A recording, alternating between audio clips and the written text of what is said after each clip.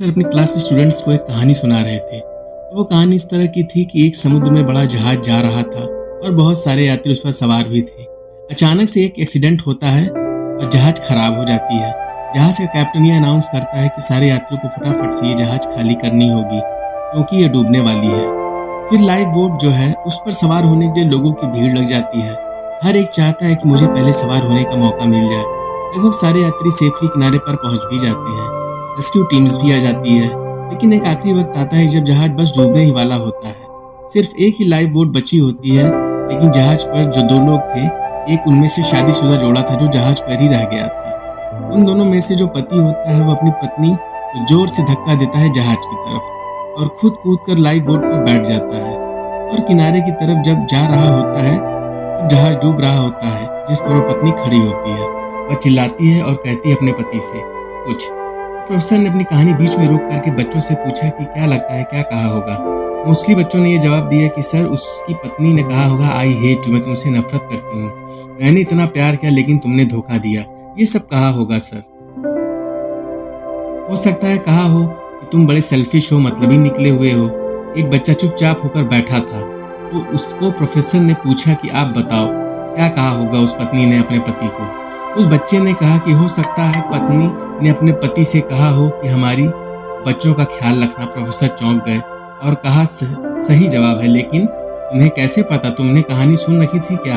लड़के ने कहा नहीं सर, मैंने कहानी नहीं सुन रखी थी। मेरी बीमार माँ भी जब अपने जीवन की आखिरी सांस ले रही थी तो मेरे पिता ने यही कहा था कि हमारे बच्चों का ख्याल रखना।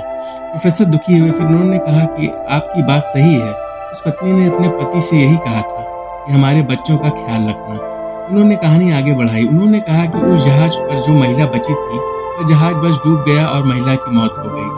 उस पत्नी का जो पति था वो किनारे पर आ गया, घर पहुंचा, उनकी बेटी थी, उस छोटी बच्ची का लालन पालन किया, उसे पढ़ाया लिखाया और उसकी शादी करवा दी। और वक्त का सर्किल देखिए, फिर उस आदमी की भी जान चली गई, उसकी भी मौत हो गई।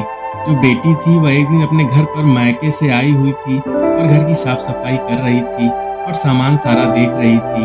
उसको अलमारी में एक डायरी मिलती है जो कि उसके पिता की थी और उस डायरी के आखिरी पेज पर लिखा हुआ था कि मुझे क्षमा करना, मैं उस समय समंदर में तुम्हारे साथ समाना चाहता था लेकिन चाह करके भी ऐसा नहीं कर सका। मुझे कठोर फैसला लेना पड़ा। हमारी संतान को पालन पोषण जरूरी था, इसलिए मैंने तुम्हें वहीं छोड़ करके खुद की जान बचाना मुनासिब समझा। मुझे मालूम था कि तुम बीमारी से ग्रस्त हो, उस दिनों में वैसे तुम ये दुनिया छोड़कर चली जाने वाली ही थी। ऐसे में मुझे यह कठोर फैसला लेना पड़ा, वरना मेरा यकीन मानो मैं तुम्हारे साथ समंदर में उस पल समा जाना चाहता था। तुम्हारे बिना मेरी जिंदगी का कोई मतलब नहीं है। वो बच्ची जब ये पढ़ रही थी तो रोती चली जा रही थी। कहीं ना कहीं उसके मन में ये चल रहा था कि पिता ने माँ को वहाँ अकेले क्यों छोड़ दिया, लेकिन उस दिन उसे समझ में आया कि पिता ने ऐसा फैसला क्यों किया था। इस जीवन में बहुत सारी बातें सही गलत से ऊपर हैं।